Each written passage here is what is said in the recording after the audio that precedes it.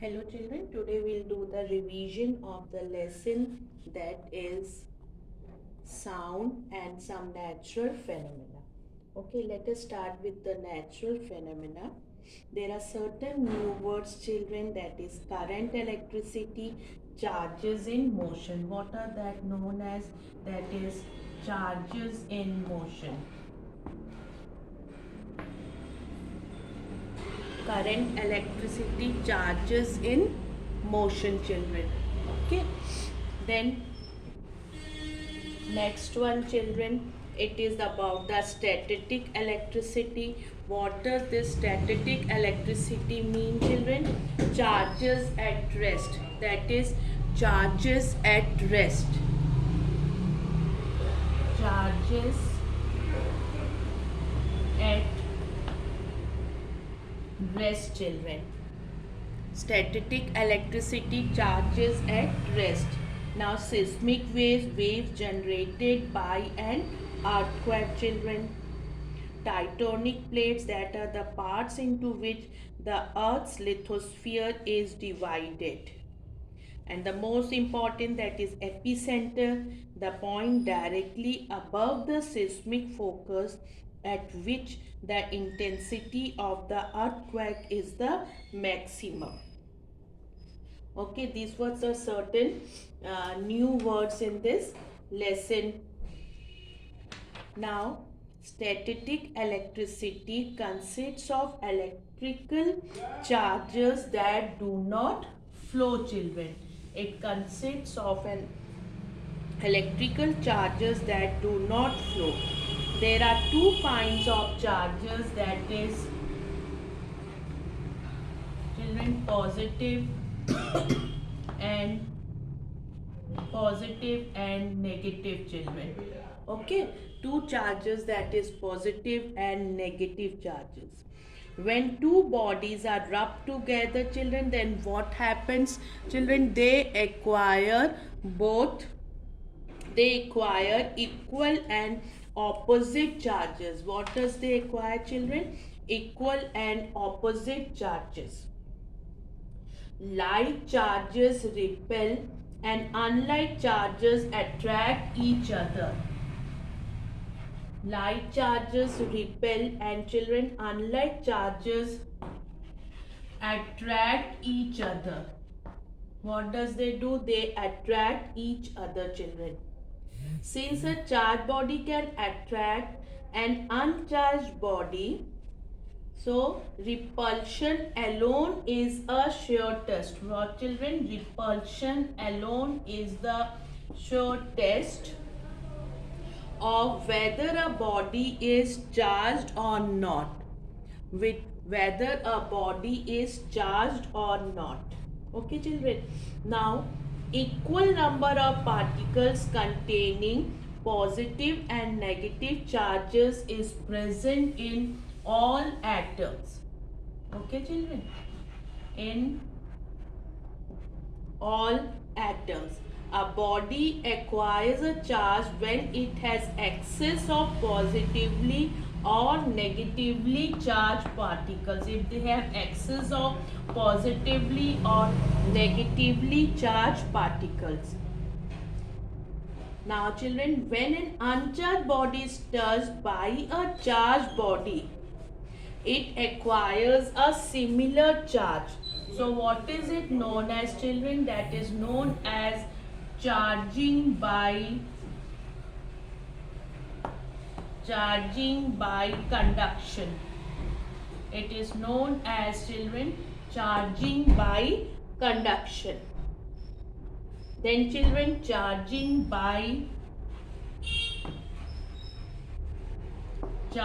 by induction. A body can be charged by bringing a charged body near to it but not touching it. This is called charging by induction. Okay children, charging by induction, charging by conduction, and children, charging by friction. You know that when two objects are rubbed against each other, they acquire equal and opposite charges. When two objects are rubbed together, there is friction between them. Therefore, the method of charging an object by rubbing it against another object, that is known as children charging by friction. And children, charging by conduction, in this case what happens, the body being charged acquires the same kind of charge as that on the charged body. But in the case of induction, the body being charged acquires an opposite charge to that of the body charging it, children. Okay. Then children, the principle about the electroscope, the principle of the electroscope is to the principle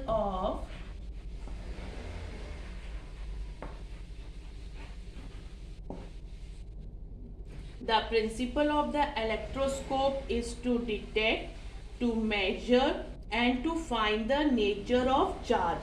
What is it, children? To detect, okay children, and to measure and find out the nature of charge. Find out the nature of charge. Charges can flow through conductors but not through non-conductors. So flow of charge in a conductor. The flow of charge in conductor, what is it known as, children? That is called as an electric current.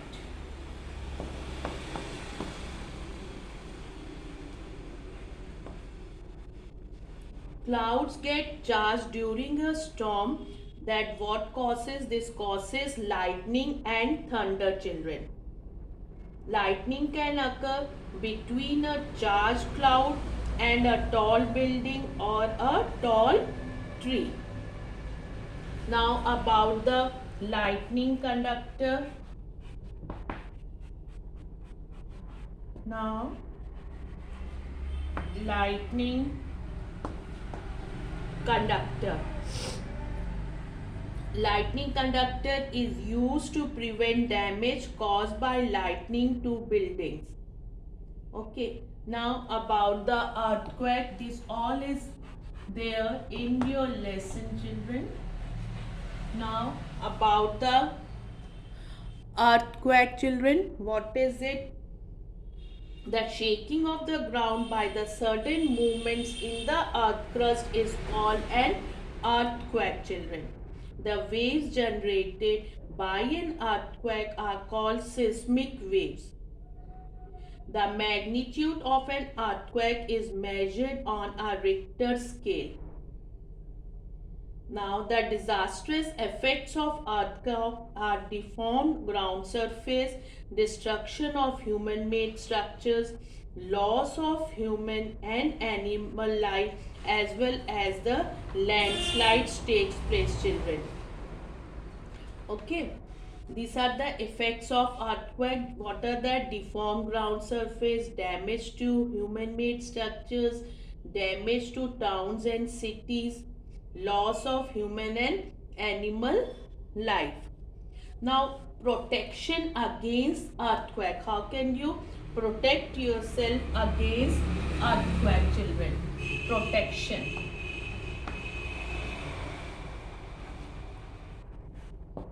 Protection against earthquake. In highly seismic areas, use of timber is better than bricks and concrete. Roofs should be made as light as possible.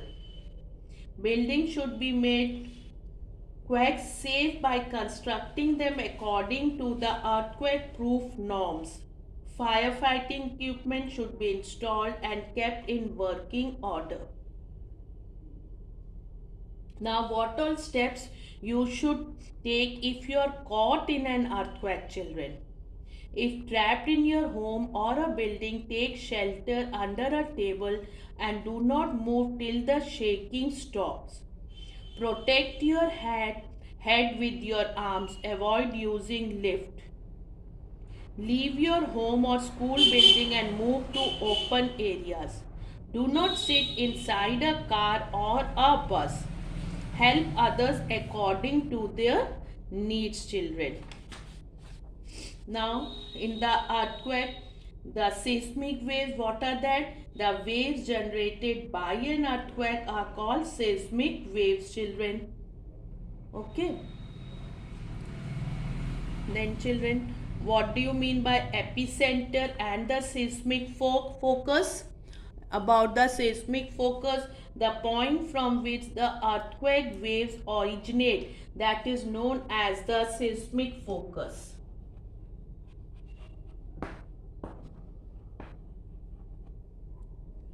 It lies within the crust of the earth. The point on the earth's surface vertically above the focus is called epicenter of the earthquake. What it is known as, children? This is known as the epicenter of the earthquake. And the intensity of the earthquake is greatest at the epicenter, children. Okay. So, what is the use of the gold leaf electroscope? It is used to detect and measure charge and to find the nature of the charge, children. Okay. Then, children, now we will be discussing the next lesson, that is lesson sound, children. Okay. We will revise quick revision of the lesson sound. Sound is produced by rapid to and fro motions, children. Sound is produced by rapid to and fro movements that are known as vibrations. What are that known as, children? That is known as vibrations. The maximum distance to which an oscillating or vibrating object moves from its central position. What is that known as, children? That is known as amplitude. The loudness of the sound depends on the amplitude of vibration. And the time taken for one complete vibration or oscillation, that is known as time period. And the number of oscillations per second is called frequency. What is it known as, children? That is known as frequency, and it is hertz. The pitch of sound depends on the frequency of vibration. The pitch of sound depends on the frequency of vibration, children. And the quality, how the quality of sound is determined. How the quality of the sound is determined. How the quality of the sound is determined by frequencies present in it and their relative loudness. Okay, children, now about the human ear. How many parts it has, children? It has 3 parts: outer, middle and inner. The auditory nerve connects the inner ear to the brain, children. Human can hear sounds with frequencies between 20 Hz and 20,000 Hz, children. Sound with frequency below 20 Hz, what is it known as? That is known as infrasonic. Sound with frequency above 20,000 Hz, it is known as ultrasonic.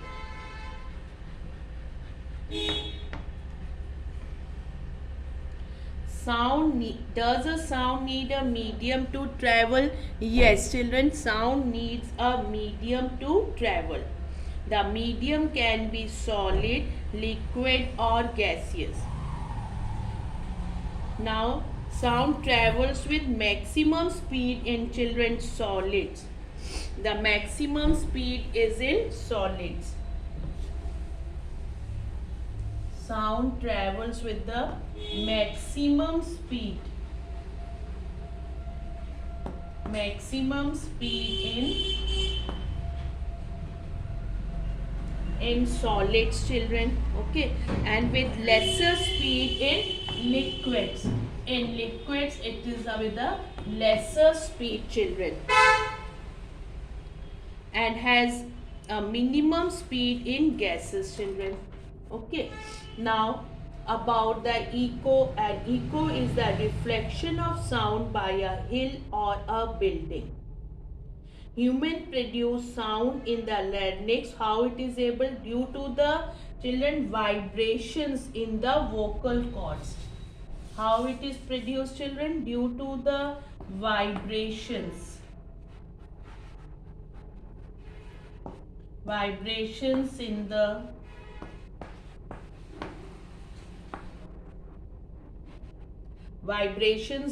vocal cords. And what are the different types of the musical instruments, children? The different types of the musical instruments. What are that?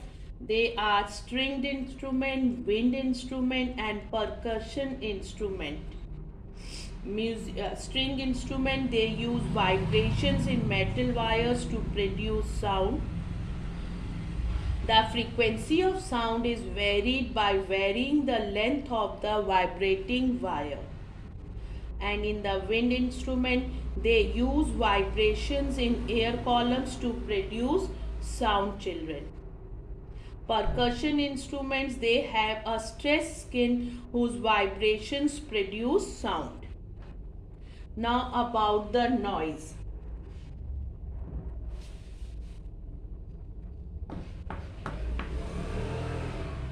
Now about the noise. An unpleasant, disturbing sound, especially one that is loud, it is called as a noise, children. An excessive noise in our surroundings, what is it known as? That is known as a noise pollution. What is it known as, children? Noise pollution. Okay. The unit used to measure loudness of sound is called decibel. Then, children, major sources of noise pollution, what are that, children? Road traffic, air and rail traffic, neighborhood and domestic noise, noise from industries. Okay. So what are the harmful effects of noise pollution? Noise can affect human health and well-being in a number of ways, children. Exposure to certain high noise level can cause permanent hearing loss due to rupture of eardrum. High noise levels can also lead to nervous tension and increase of blood pressure. How to control noise pollution? Planning land use to reduce noise, for example, making tree-lined buffer zones between residential colonies and roads with heavy traffic, locating noise-producing factories far away from cities, children. Increasing public awareness by providing factual information of the harmful effects of noise from blowing horns, loud music and TV, so that people themselves reduce noise generation, children. Okay. Now, children, how we hear sound? As I have told you, outer ear is there, middle ear and inner ear. Outer ear consists of the visible outer part of the ear, that is called pinna, and the ear tube, and the eardrum is tightly stretched membrane that separates the outer ear from the middle ear. Then middle ear consists of three very tiny interlocked bones, children. Inner ear, it consists of a coiled organ of hearing semicircular canals, which are, children, organs of balance and the auditory nerve. Okay. Auditory nerve. A vibrating object causes air molecules to vibrate. What does it cause, children? Air molecules to vibrate. Okay, when these vibrations reaches our ear, they are collected by the pinna and funneled into the ear tube. They are funneled into the ear tube, children. These then strike the eardrum. Then they strike the eardrum, children, which starts vibrating with the same frequency. This causes the delicate bones of the middle ear to vibrate. These bones amplify the vibrations and transmit them to the inner ear. The vibrations stimulate tiny hair cells, tiny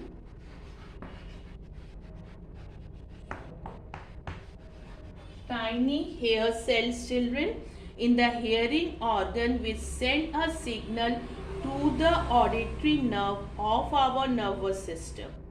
Then, children, the auditory nerve takes the signal to the brain and we can hear the sound, children. This way we are able to hear the sound, children. Okay. Now, children, you know that the characteristics of sound and the factors, which are that factors that are loudness, pitch and quality. The factors which make sounds different from each other, that are called, children, characteristics of sound. What are that factors? These factors are loudness, pitch and quality, children. Okay, so the higher the frequency, the more high pitch the sound. Okay, children.